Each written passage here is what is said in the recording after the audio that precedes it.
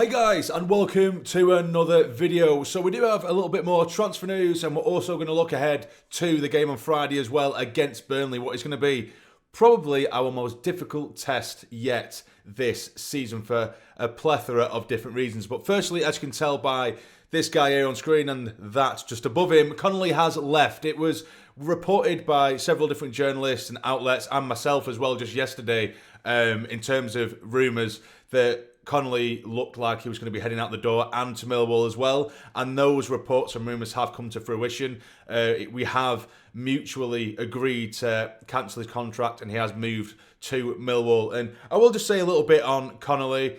I don't dislike him as a player. If you're a Millwall fan and you're here to look for and listen to and try and find an opinion on him, I don't think he's a bad player. He was just in a team that just doesn't suit him whatsoever in terms of our play, and he doesn't really contribute or benefit our system at all. And that's nothing against him, because there's absolutely a player in there. And something I do give credit for as well is he came and he was immediately open and honest with his situation, because we did take a gamble on him. We took a punt on him because, of course, he was a free agent essentially. He come in September, didn't he?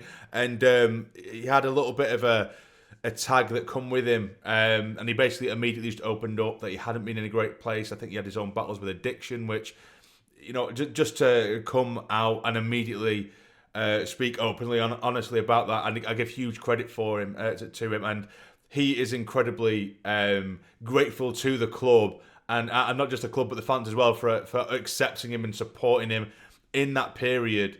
To get him back on his feet, and now he's currently in a good place where he just simply needs more minutes, and he's not going to get it with Sunderland, where Mayenda and Isidore are both ahead of the pecking order, and I just can't see him getting game time. He did.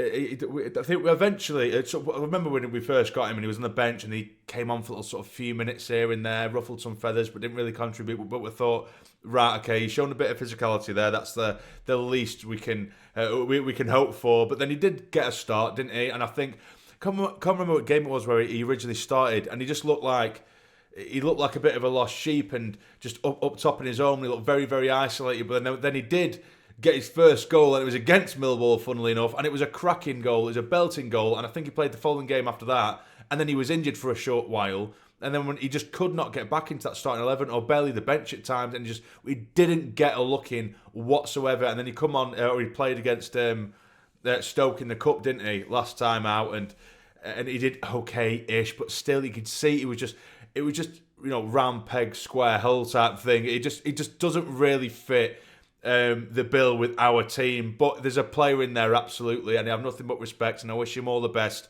and I'm sure he'll do well, and I do hope he does well for Millwall, because he seems like a good bloke, honest, hard worker. But like I said, and I'll keep saying, he just didn't fit our system. Wrong place at the wrong time, essentially. It just didn't quite work out. But yeah, I wish him all the best. Connolly to Millwall, that has been confirmed. So that is a striker off the books, which in turn kind of feeds into this need for another striker at least for the club. Of course, there's still a lot of rumours regarding Tom Cannon, and there's been a rumour around a striker called Friggin, who I'm not going to sit here and pretend I know anything about, because I don't. I'm sure we were linked with someone of that name last summer or last January or something like that, a young striker from Europe. But I know very little about him, but I won't go into too much detail because it's only been very light rumours at the moment. But a young striker, I think he's 21 and scored a hatful of goals. But I don't know anything about him at the minute, and I haven't done too much research as of right now, and that isn't what this video is about, but I just thought I'd let you know. But yeah, we're definitely in need of it, because if Isidore goes off the boil, and his form drops, not just gets injured, but his form drops, and we don't really have any other strikers that I would really confidently rely on. Mayenda, I think he's still very young, very up and coming. I think he's got a very bright future, but he's still very, very raw and incredibly inconsistent. So if we want to go for the top two, we need a striker that can chip in as well as Isidore and Mayenda. Do you know what I mean? At the very least, I think what I would like, if we are to bring in two strikers, which I believe reportedly is the idea for Sunderland. Apparently, we are wanting two strikers. I think what will likely be the case is, if we are to bring in two, one of them will be sort of a more experienced and more proven, which would be a Tom Cannon. Yes, he's young, but he has a lot of experience in the Championship. And then, or a Ben Brereton Diaz, which I don't think will happen, but if that was the case, that would be that kind of player as well. And then I think we probably would get another sort of 17, 18-year-old from somewhere who would probably play a bit part role, and then next season or whenever would come on at leaps and bounds like we've seen. I think that's the kind of route we go down, a bit more proven, and then another raw talent. I think that's what we're trying to do, because, Mayenda Comey was a raw talent, didn't really get too much game time, went to Hibs, didn't get any game time, didn't go to fruition there, and then he's come around this season, and he's been fantastic in general, and the whole, the improvement's been pretty massive for Mayenda. So, yeah, I think that's the kind of play we'll probably look at. But anyway, yeah, we are going to be taking on Burnley. I know this isn't my usual sort of match preview, but whilst it's January transfer window time, it's kind of a difficult one because I'm trying to get the reports out, I'm trying to get the rumours out for you, as well as do the preview. So I will give you a little bit of a preview anyway whilst I'm here. Of course, we take Burnley on tomorrow night. Sadly, I'm working. I've actually looked at my work rota for the next month, and literally every single game, and it is just luck of the draw for me and my work, because I don't do a normal Monday to Friday 9 till 5. I could just do random days. I'm working every single match day for the next 6 games. So that doesn't mean you won't get any coverage. You'll get the odd preview here and there, and you'll definitely get reviews, but they will be after match day. It will be the next day, which is a shame, and there won't be any live streams either.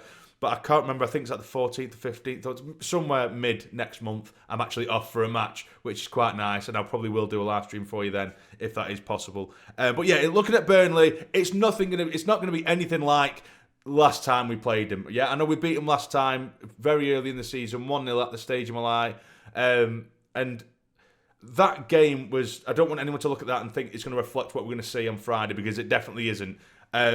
So I actually watched the Scott Parker pre-match presser for this one as well, and even he said himself, it's chalk and cheese.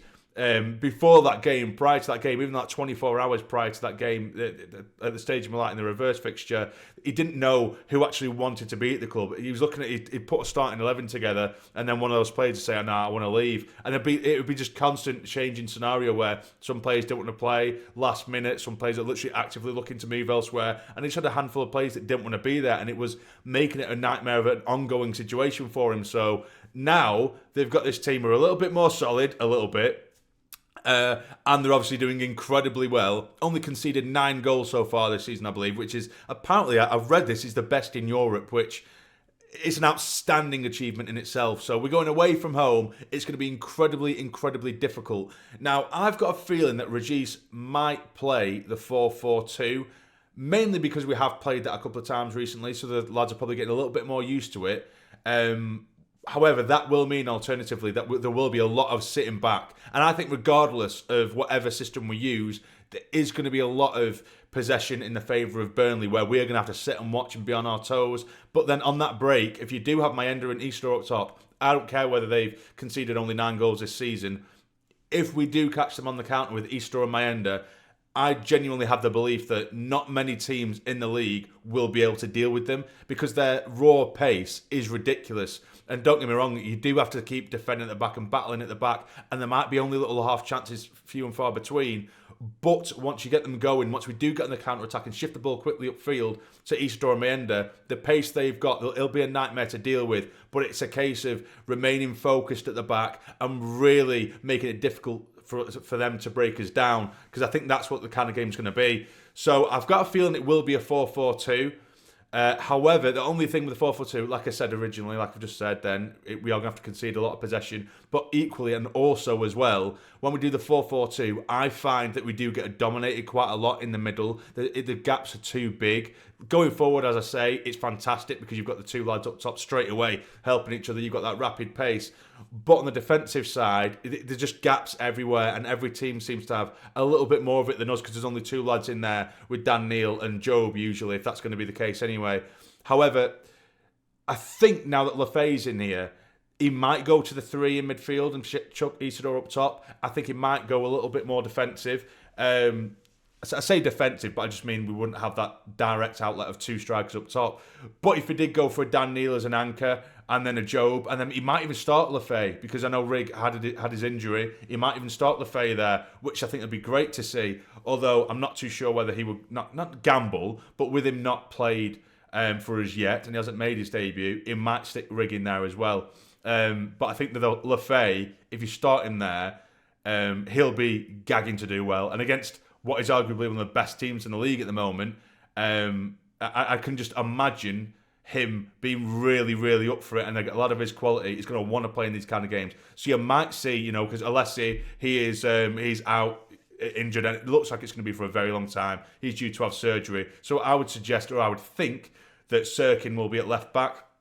Whether he's fully fit, I don't know, because Regis has alluded to and kind of hinted a couple of times that his fitness isn't fantastic, basically. So he might even put Leo Yelder there, for all we know. But for me, it'd be Sirkin. Then the two centre-backs would be O'Nien and Mepham. Right back, Trey Hume. And then it could be, like I said, the Dan Neil, Job and Lefay. But the Lefay could be replaced with Rigg. One side, Roberts, or maybe even Mayenda.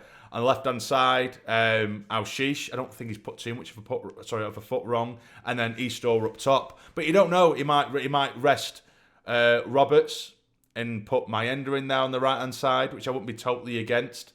And then bring on Roberts later on in the game to try and stretch them. But you could do the same thing vice versa, keeping Roberts on from the start, and then bring on Mayenda to stretch the game towards the end of the last half an hour or so. But we do have options there. There's plenty of options there. But we'll have to see. In terms of my predictions, I just don't want to go for a Sunderland loss. I can see it being like a 1 or 2-0 defeat, to be fair, because they dominate possession. They're so good at the back. But I'm going to go for a draw. I'm going to go for a 1-1 draw. And I wouldn't be mad with that either. Let's go away from home to Burnley. They don't concede. But yeah, I'm going to go for a 1-1 draw. It's going to be a very, very tough game. They've got quality all over the shot. I don't need to tell you guys. And they are where they are in the league for a reason. But we'll see. But as I do mention, I will be doing a review to the game, but it will come on Saturday at some point, probably Saturday afternoon. I will be able to watch the game at work, I would think, fingers crossed. But yeah, anyway, what do you guys think about Connolly to Millwall? Are you happy with that? Do you understand that? And who would you bring in as a striker? I know there's a lot of rumours at the minute, obviously with Tom Cannon, Ben Brereton Diaz, and others. Like I said, that Friggin has been mentioned as well. But let me know in the comments down below. But if you've enjoyed, hit the like button for me. It'd be massively appreciated. And subscribe to the channel if you're not already to become a fully fledged member of the Sarny Army. But for now, take care, stay jammy, away the lads.